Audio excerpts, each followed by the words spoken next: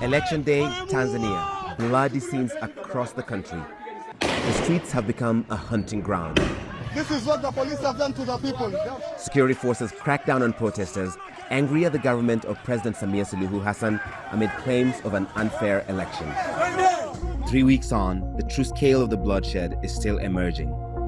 In an exclusive investigation, CNN analyzed dozens of videos showing protesters shot and found evidence linking security forces to the killing of civilians, as well as signs of mass graves that conceal the extent of their brutality.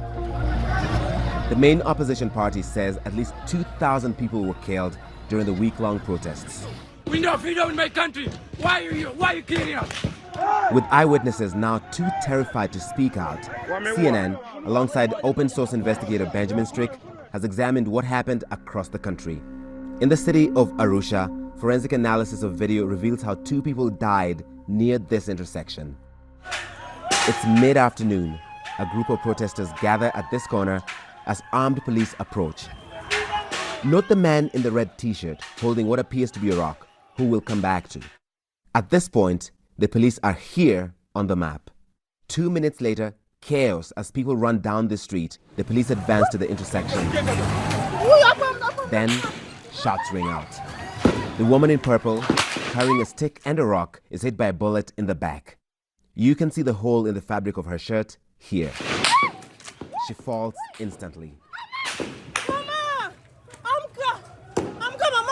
People try to help her. As she lies bleeding, more gunshots. A minute later, across the street, a group of men takes cover, among them the man with the red t-shirt. From a video filmed on the other side of the road, we can see police are now positioned at the intersection around 100 meters away. A protester shouts profanity in their direction, and then the man in red is shot in the head. Audio forensic analysis of these videos confirms the gunshots that killed both of these protesters came from the direction and distance of the police position. The woman in purple died from her injuries in the street. She was 3 months pregnant and was the breadwinner for her husband and 2 young children, according to a source close to her family. The man's wife shrieks in grief over his lifeless body. These 2 lives lost are just a fraction of the bloodshed across Tanzania over late October and early November as the government tried to stamp out the protests. In Mwanza, Tanzania's second largest city, grim scenes outside the regional hospital. Bodies piled up.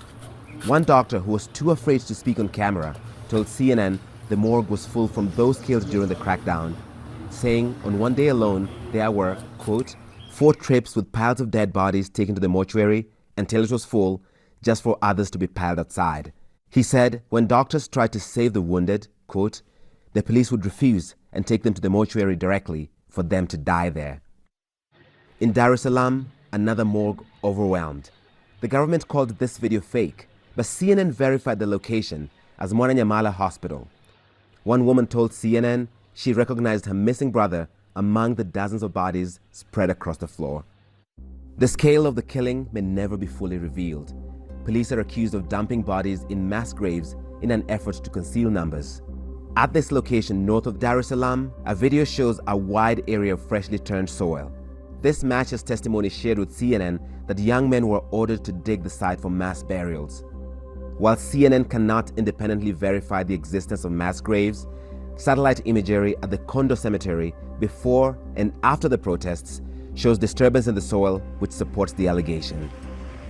The Tanzanian police and government have so far refused to confirm a death toll and dismissed the opposition's numbers as, quote, hugely exaggerated. They did not respond to CNN's request for comment for this story. For this devastated family, a burial of their missing loved ones' belongings is the nearest they will get to closure for now, as the final fate of so many of Tanzania's young people remains unknown. President Hassan has launched a commission of inquiry into the unrest across Tanzania, but she drew new outrage by suggesting that the protesters were paid to go on the streets. Hundreds of young people have been charged with treason, an offense that carries the death penalty if found guilty. Larry Madowo, CNN, Johannesburg.